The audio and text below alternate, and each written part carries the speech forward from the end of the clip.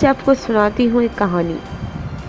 جیسے جھوٹ بولنا ایک عام سی بات ہے کہ جھوٹ ہی تو بولا ہے تو کیا ہو گیا، مذاق تھا۔ آپ نے اکثر یہ جملہ سنا ہوگا کہ مذاق کر رہا ہوں۔ پہلے ساری بات جھوٹ بنا کر بتا دیتے ہیں اور آخر میں کہہ دیتے ہیں کہ میں مذاق کر رہا تھا۔ کیا آپ جانتے ہیں کہ ہمارے پیارے نبی صلی اللہ علیہ وآلہ وسلم نے فرمایا کہ جھوٹ بولنا مذاق میں بھی جائز نہیں۔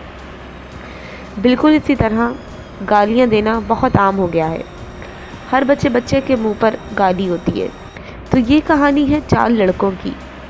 متوسط طبقے سے تعلق رکھتے تھے، روزانہ پڑھنے جاتے تھے، ابھی 4تھی جماعت میں تھے، پڑھنے بھی سب صحیح تھے، نہ زیادہ اچھے نہ زیادہ برے۔ چاروں دوستوں میں بہت دوستی تھی۔ کوئی ایکٹیویٹی ہوتی یا لنچ بریک ہوتا، کوئی کام ہوتا تو یہ چاروں مل کر کرتے تھے۔ ان 3 لڑکوں کی عادت بہت بری تھی کہ بات بات پر گالی دیتے تھے۔ وہ اسکول میں بھی آپس میں بات کرتے تو گالی دیتے تھے۔ یہ بات ان کی ٹیچر کو معلوم نہیں تھی۔ ان کا جو 4تھا دوست تھا پوچھتا تھا کہ گالی دینے سے ہوتا کیا ہے، مزہ آتا ہے یا غصہ کم ہو جاتا ہے؟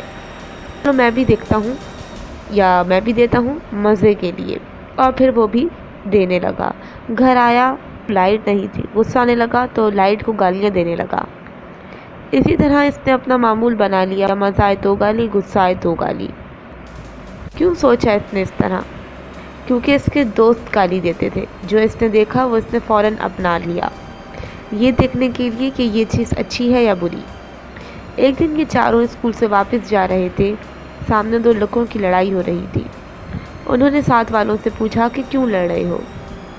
ان میں سے ایک نے کہا کہ گالی پر لڑائی ہو رہی ہے۔ دوسرے لڑکے نے اس لڑکے کو مذاق میں بہت گالیاں دے دی تو وہ اس کو مار رہا ہے۔ اب آپ بتائیں، جو کام یہ چاروں کرتے ہیں، کیا ان کو چاہیے تھا کہ وہ ان کو سمجھاتے؟ کیا وہ ان کو بچا سکتے تھے؟ کیا وہ ان کو روک سکتے تھے؟ اگر وہ ان کو سمجھاتے تو کیا وہ رک جاتے؟ نہیں۔ کیا وہ یہ کہہ سکتے تھے کہ اس کو گالی نہ دو، یا اس نے تمہیں گالی دیا کر تو اس کو معاف کر دو یا آئندہ نہیں دے گا؟ کیا وہ ایسا کہہ سکتے تھے؟ نہیں کہہ سکتے تھے۔ دوسروں کو نصیحت کرنے والے پہلے جب اپنے آپ کو ہی نہ بدلیں تو ان کی نصیحت بھی کسی کام کی نہیں ہوتی، کیونکہ ان کی بات میں کوئی اثر ہی نہیں ہوتا۔ ہاں، جو کام ہم نہیں کرتے اور دوسروں کو بھی منع کریں تو اگلے کو ہماری بات جلدی سمجھ آ جاتی ہے، اور ہم وہی غلط کام کر رہے ہوں تو ہم ساری زندگی بھی کسی کو سمجھائیں تو وہ کسی کو سمجھ میں نہیں آئے گا۔ گالی دینے کے بہت نقصانات ہوتے ہیں۔ آپ کے بارے میں پتہ چلتا ہے کہ آپ کیسے ہو، آپ کی فیملی کیسی ہے، انہوں نے آپ کو کیا تربیت دی ہے، انہوں نے آپ کو کیا سکھایا ہے۔ اگر آپ نے کسی دوسرے انسان سے سیکھی ہے تو آپ اپنی عقل کا استعمال کریں، خود سوچیں کہ کیا یہ چیز ہمارے معاشرے کے لیے اچھی ہے، کیا یہ چیز ہمارے لیے اچھی ہے۔ گالی دینے والے کی کوئی عزت نہیں کرتا۔ گالی ہمیشہ کمزور دیتا ہے۔ جو کچھ کر نہیں سکتا وہ گالیاں دے کر جان چھڑا لیتا ہے۔ مذاق میں گالی دینے سے بھی کوئی فائدہ نہیں ہوتا، بلکہ اپنا ہی نقصان ہوتا ہے۔ قبر میں بچھو پلتے ہیں، آپ جتنی گالی دیں گے اتنے بچھو آپ کی قبر پہ ہوں گے۔ زبان ناپاک ہو جاتی ہے، جسم میں سے بدبو آتی ہے، آپ کو کوئی پسند نہیں کرتا، فاجر کہلاتا ہے۔ شرم کا مقام ان لوگوں کے لیے جو مسلمان ہو کر ایسی حرکت کرتے ہیں، نبی کی امت ہو کر ایسے کام کرتے ہیں۔ اپنے آپ کو گالی سے روکو، اپنے آپ کو گالی سے بچاؤ۔ اس پر تھوڑی دیر کے لیے سوچو کہ کیا یہ میرے لیے درست ہے، کیا یہ کرنا میرے لیے اچھا ہے۔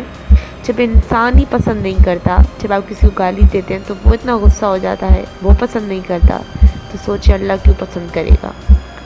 جب انسان کو غصہ آتا ہے گالی سن کر تو اللہ کو نہیں آتا کیا؟ جب انسان برداشت نہیں کرتا گالی تو سوچو اللہ کو بھی جلال آتا ہوگا۔ اور عذاب کس کے حق میں آئے گا؟ آپ کے حق میں۔